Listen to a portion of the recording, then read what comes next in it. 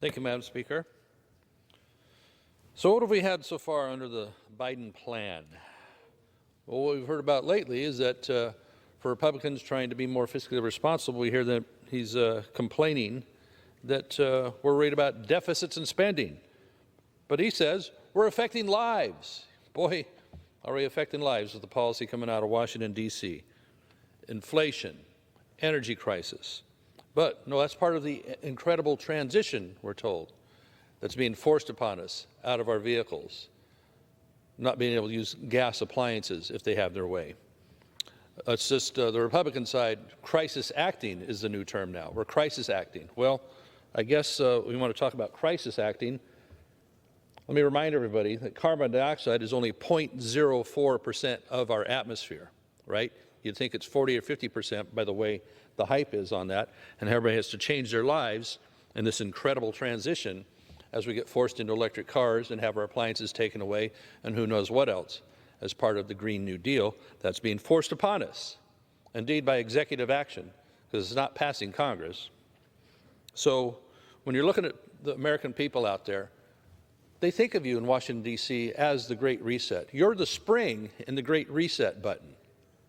You're not being listened to. Your pain is not being felt by Washington, D.C. Inflation, oh, not a big deal. It was 8.6% this month, right? Wages, though some have gone up for some people or being forced up by legislation, are being outstripped by inflation. Wages up a little bit, inflation up a lot more. Why? Trillions and trillions of spending and policies that take energy options away from Americans being productive. Oh, well, let's get it from Russia until we finally ban that. Let's get more from Saudi Arabia. Why don't we get it here? Why don't we do more here instead of cutting off leases, cutting off permits for known reserves we have in this country? No, we're going to have the incredible transition forced upon us by these policies. It doesn't matter what it costs. It doesn't matter what it's taken off the table. So live with it, inflation and wages. Let them eat cake, as senators drive past in electric cars laughing at what the costs are at the gas stations. Well, electric cars, not everybody can turn around and go buy an electric car at $50,000 or $70,000 or even any new car right now with the way they're living paycheck to paycheck, and it's going to be more and more so. So what's the federal government's answer? Well, we're doing something about inflation and the deficit. Yeah, instead of borrowing trillions and trillions, I guess by not borrowing the trillions, that makes the deficit go lower, right? So let's put things back on track, have our energy policy, one that actually produces in the United States of America by our American workers. Produce more things in the USA. Food, for example. In my home state of California, as the water gets cut off more and more so they can flush water out to the ocean, hundreds of thousands of acres of food crops are being left out, not grown.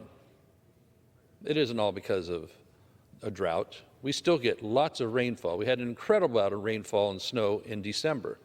Of course, the planners decided, well, we're going to go ahead and let all the water run out as it was through the Delta in Northern California, instead of being able to cut back some of it and keep it in storage, though our lakes were at record lows last year.